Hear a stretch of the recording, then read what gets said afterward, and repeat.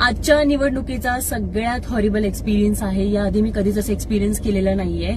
म्हणजे आम्हाला जे मतदान केंद्र आलं होतं तिथे गेल्यावर 1.5-2 तास आम्ही त्या रांगेत उभं राहिलेलो आहोत आणि आत गेल्यानंतर आम्हाला असं कळतं की इथे आमची नावच नाहीयेत. बाहेर आल्यानंतर अधिकाऱ्यांना विचारलं तर अधिकारी स्वतः त्या याद्यांमध्ये आमची नावं शोधू शकत नव्हते, त्यांना शोधता येत नव्हतं. आणि या उपर अधिकारी आम्हाला स्वतः सांगतात की या ज्या याद्या आहेत त्या लोकसभेच्या नसून त्या विधानसभेच्या याद्या आहेत.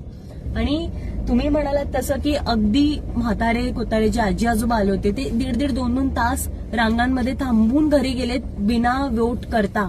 म्हणजे विधानसभेच्या वेळी मी अक्षरशः 5 ते 10 मिनिटात वोट करून घरी आलो होतो. पण आज जेव्हा मी गेलो तेव्हा मी असं म्हणजे माझा पर्सनली एक्सपिरियन्स होता की सगळ्यात आधी तर मी सगळी माझी डिजिटल पावती डाउनलोड करून वगैरे ओळखपत्र घेऊन गेलो होतो. तरीही मला आत गेल्यानंतर तिथे सांगण्यात आलं की आम्हाला हे नको, आम्हाला सिरीज नंबर हवी आहे. आणि ती सिरीज नंबर बाहेर पुन्हा यायचं आणि त्यांनी जे काही ती बाकडे ठेवले होते त्या बाकड्यांवरून घ्यायचं.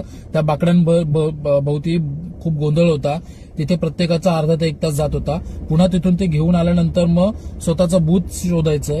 त्या बूथच्या समोरही खूप मोठी रांग, तिथे अर्धा ते 1 तास, म्हणजे एका मतदाराला 2-2 तास जात होते.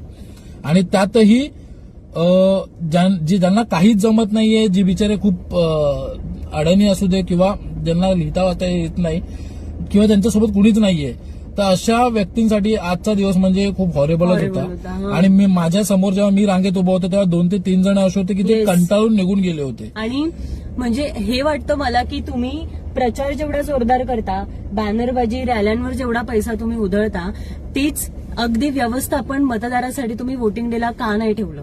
हा एवढा गदारोळ, एवढा गैर आणि गाफील व्यवहार आजच्या दिवसातला होता. म्हणजे एकंदरीतच निवडणूक आयोग एवढं मोठ्या प्रमाणात जर हे राबवत आहे तर म्हणजे त्याची पूर्वतयारी जी काय म्हणतात ती पूर्वतयारी कुठेच दिसली भोंगळ नाही. कारभार आपण म्हणू शकतो. भोंगळ कारभार.